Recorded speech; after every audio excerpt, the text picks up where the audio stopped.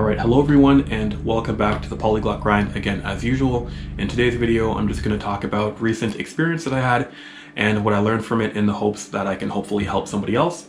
So, as you guys will know, if you've seen my last two videos, I'm actively learning Turkish right now. So Turkish is the only language that I'm actually sitting down and actively studying. I am trying to passively acquire Serbian through talking to people and asking questions and the odd video online, but Turkish is the only language that I am actively trying to learn and study. So I had the pleasure of having my first more or less Turkish conversation a couple days ago, and I got slaughtered, to be completely honest. Going into it, I kind of had an idea of how I was expecting the conversation to go, but then once it actually started, I was very lost. I realized I was missing a lot of words.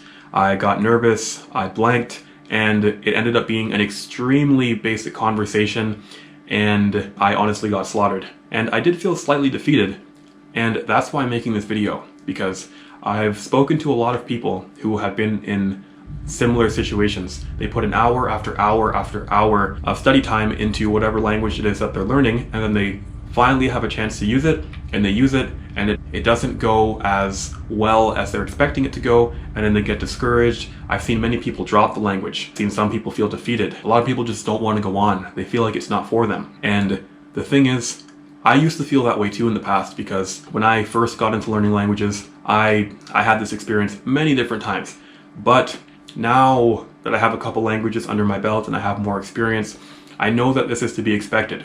And despite knowing that, despite that fact, I still did feel kind of defeated. I still did feel discouraged, but I now know exactly what I need to work on. I now know exactly what I need to focus on and practice, and I know how to better prepare myself for the next conversation I have. So yeah, it was difficult in the moment, and yes, I did put in hour after hour over the past week and a half, or however long it is, however much time has passed, I can't really remember.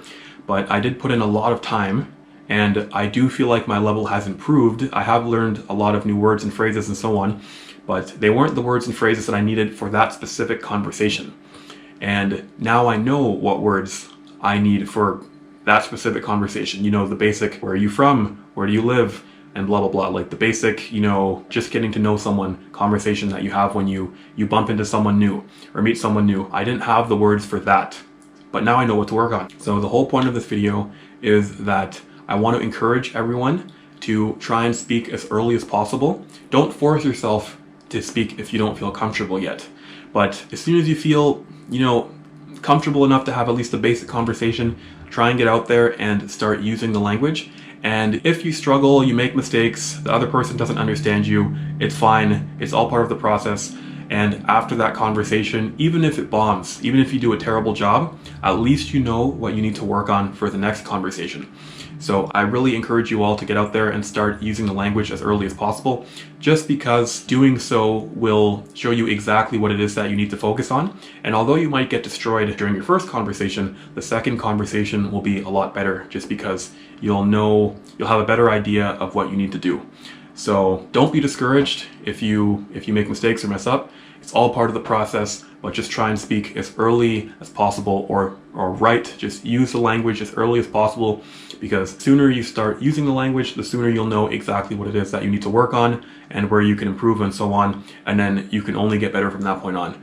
So yes, I did get destroyed during the first conversation, but I'm very happy that it happened, because now I know exactly what I need to work on, and I'm hoping that the next conversation will be just a little bit better. I'll still get slaughtered, honestly. Let's be real here. I'm going to be destroyed. I'm going to get destroyed, I mean. But then when I have my third conversation, it'll be even better than the second one and the first one and so on.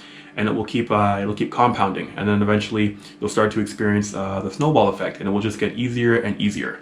So try and use the language as early as possible. Don't be afraid to make mistakes. You'll probably get destroyed, but it's part of the process. Try and enjoy it. And if you keep pushing yourself, you'll do very well. Anyway, thank you for watching this video, and I hope to see you guys in the next one.